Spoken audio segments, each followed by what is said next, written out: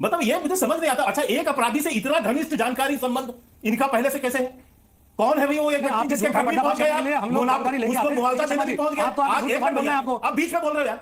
मैं लाता हूं, वो आपके बीच में नहीं बोले थे तो संदिग्ध अगर है तो ये कहते हैं कि पुलिस वाले ने खुद ही अपने ऊपर बंदूक सटाई होगी तो गोली मार ली होगी, भाई घायल हुआ इस एनकाउंटर के अंदर। अरे शर्म आनी चाहिए, अपराधियों के साथ खड़े हो आप क्या कह रहे हो? जो मुख्य आरोपी था वो तो साहब अरेस्ट हो गया, और जो साथ में गया था उनके, उसका एनकाउंटर हो गया। मतलब इनको ये भी पता है कौन मुख्य था, सरगना कौन। नमस्कार दोस्तों, आज हम लेकर आए हैं एक मज़ेदार डिबेट जो कि होने वाली है बीजेपी प्रवक्ता के शर्मा और सपा के प्रवक्ता प्रदीप भाटी के बीच। दोस्तों, इस डिबेट में आपको एक मज़ेदार भिड़ंत देखने को मिलेगी। तो दोस्तों, वीडियो को शुरू करते हैं बिना किसी देरी के। और दोस्तों, अगर आप चैनल पर नए हैं तो चैनल को सब्सक्राइब जरूर करें और वीडियो को शेयर और लाइक जरूर करें।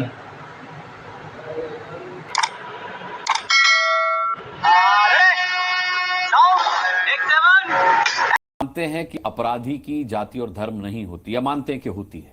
पहला सवाल। धन्यवाद अनुराग जी, ये सवाल आपने मेरे से पूछा। ये सवाल आप अगर उत्तर प्रदेश के मुख्यमंत्री जी से पूछ लेते तो ज्यादा बेहतर होता। डिबेट में आ जाए तो हाँ नहीं, वैसे बाइट लेके पूछ लेते।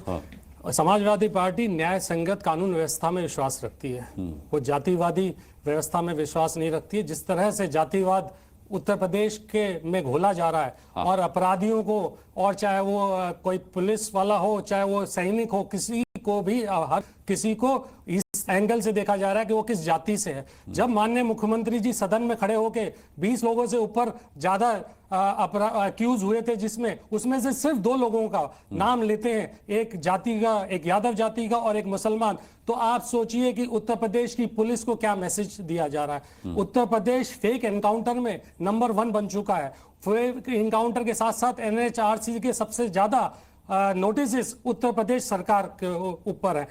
ये हालत है कि उत्तर प्रदेश की पुलिस को फेक एनकाउंटर में उम्र कैद तक हो रही है। ये पिछले 2-3 साल के अंदर भी बता रहा हूं मैं। अच्छा, और फेक एनकाउंटर है। मेरी बात पूरी आपने 5 मिनट दिया, पूरी करिएगा, मैं तो किसी और के पास जा नहीं रहा, लेकिन आप सवाल उसके बाद पूछिएगा, पूरी बात हो जाती है।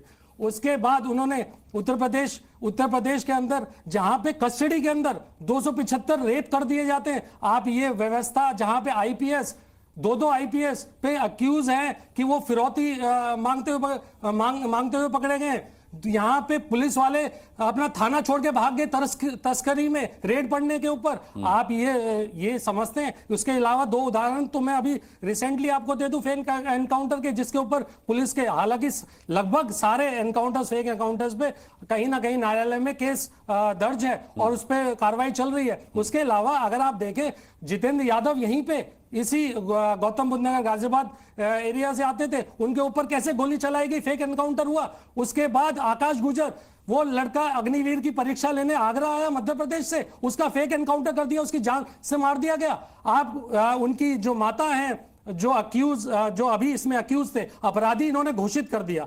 वैसे तो इनकी आदत है कि इन्होंने सारे अपराधी भारतीय जनता पार्टी के अलावा बाकी सभी अपराधी हैं, और इनके खुद के मंत्री 52 में से 22 मंत्री इनके खुद संगीन अपराधों में लिप्त हैं। इनके अगर पूरे MPs और MLAs देखे जाए तो पूरे देश के अंदर अगर बीजेपी के सबसे ज्यादा अपराधी और संगीन अपराध में ये लिप्त रहे हैं। मैंने पिछले आपके एपिसोड में बताया था किस तरह से ये हर संगठित अपराध में लिप्त है। नॉर्थ से लेके साउथ तक, ईस्ट से लेके वेस्ट तक ये संगठित अपराध में लिप्त है। और ये बात कर रहे हैं ये न्याय व्यवस्था की, इस तरह की न्याय व्यवस्था ये उत्तर प्रदेश के अंदर चाहते हैं, जाति में बांट के। जहां पे सरकार का मुखिया अगर किसी जाति के लिए इस तरह की बात करता है, ठोक देने की बात करता है, तो क्या पुलिस उसमें कार्रवाई करेगी? इस तरह की पुलिस व्यवस्था आप उत्तर प्रदेश के अंदर लखनऊ जाते आप कहेंगे जाति जनगणना क्यों नहीं हो रही? यहाँ से लखनऊ जाते आप मांग करेंगे सरकार से कि जातियों से नफरत करते हैं और जाति के आधार पर। हमें तो अपराधियों से तो नफरत करना बहुत अच्छी बात है, इसमें कहाँ वो है? ये जातीय, ये अपराधियों से जाति के आधार पर नफरत करते हैं। नहीं, ये क्या है? ये तो मोहब्बत करते रहे हैं अपराधियों के साथ में। इनका इतिहास तो ही है, मैंने तो गिनाया।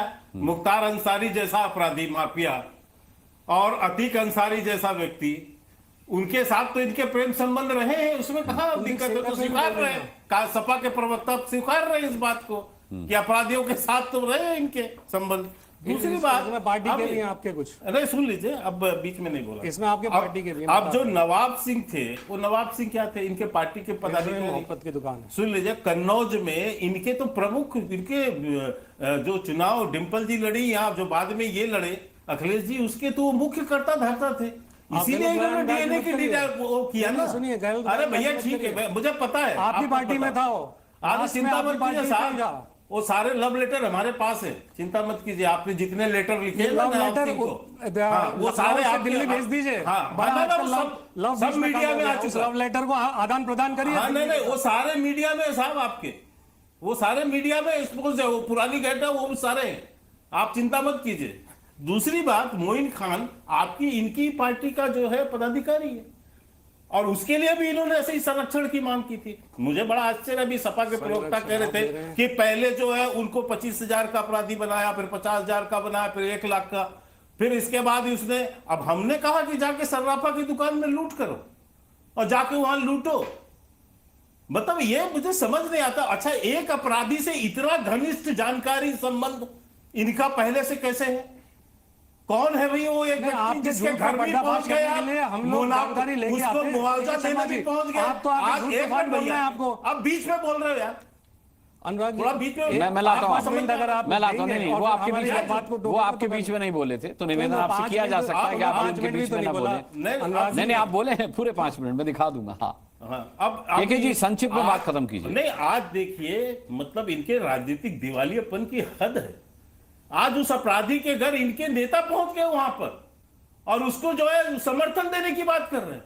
अरे यही राजनीति बच गई आपको। आप क्या मैसेज देना चाहते हो उत्तर प्रदेश को कि 2017 का जो है उत्तर प्रदेश बन जाएगा? ये भूल जाइए जब इसको। सदन में खड़े आप होकर यही माननीय बताने की मुख्यमंत्री कोशिश जी कर रहे हो ना जाति और कि धर्म 2017 के हिसाब से एनकाउंटर करने की बात मुझे करेंगे पता है, तो उस मुझे तरह की पता है। व्यवस्था पे सवाल उठाइए। मैं- ये सवाल जो- मत उठाइए एक कि मिनट हम क्या बीच सवाल में- उठा रहे ये हैं। क्या सत्ता हो में रहा है? आप हैं, अनुराग जी, क्या और हो रहा है? आप इस तरह की अगर ये क्या हो रहा है? सदन ये के क्या अंदर भाषा बदतमीजी कर बोलेंगे रहे हैं तो आदमी? इस पे सवाल उठेंगे। ये बदतमीजी और आदमी एक क्या एनकाउंटर बातें कर रहा है हम यहाँ नहीं, एनएचआरसी बोल रहा है। बंद कराइए इसको, बंद तो कराइए। आपकी सरकार अच्छा, में हुए। मैंने प्रदीप ये भाटी मैं नहीं जी- बोल रहा नहीं, हूँ, पुलिस प्रदीप- कस्टडी में अच्छा, आप अच्छा, रेप सुनो। करवाते हैं। अच्छा, इस तरह की व्यवस्था आपने उत्तर प्रदेश के अंदर छोड़ी है, गड़बड़ और आप दोनों आज जाके एंड पर न्याय है। कानून व्यवस्था की बात कर प्रदीप रहे हैं। भाटी जी, गड़बड़ दोनों एंड पर है। जिस तरीके से आप इसे प्रमाणित कर रहे हैं फेक एनकाउंटर, मैंने तो सबसे पहला सवाल उनसे पूछा था कि एनकाउंटर पे जांच की बात क्यों नहीं कर रही बीजेपी, लेकिन वही गलती आप कर रहे हैं एनकाउंटर को फेक बता करके। अरे आप एनकाउंटर को फेक कैसे बता सकते हैं? क्या सबूत है आपके पास इस बात का फेक कि एनकाउंटर फेक सबसे है? ज्यादा ठीक है, एनएचआरसी ठीक ने है, वो ठीक दिए है, मैं डॉली शर्मा जी का रुख कर लेता हूं। नहीं, नहीं, मुझे बात मैं नहीं कह रहा अनुराग जी, हूं, मुझे बात नोटिस नहीं करनी। एनएचआरसी ने दिए हैं। अनुराग जी, मुझे बात एनकाउंटर करनी के लिए। ठीक है, एक मुझे लाइन में बात बात पूरी पूरी करनी कीजिए जी, मैं डॉली जी के पास भी जा रहा हूं। नहीं, अनुराग जी, मुझे बात तो पूरी करनी हाँ, करिए, है। करिए।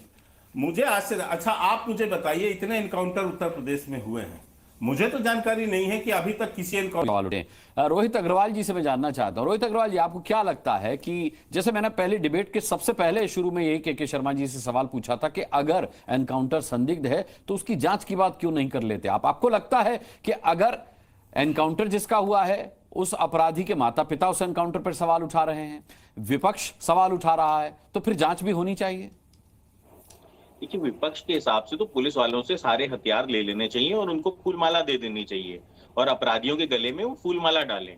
एक बात मुझे ये समझ में नहीं आ रही है कि इनको अपराधी की तो जाति दिखाई पड़ गई, परंतु इस एनकाउंटर के दौरान जो एक पुलिस ऑफिसर घायल हुआ है वो राजभर समाज से आता है।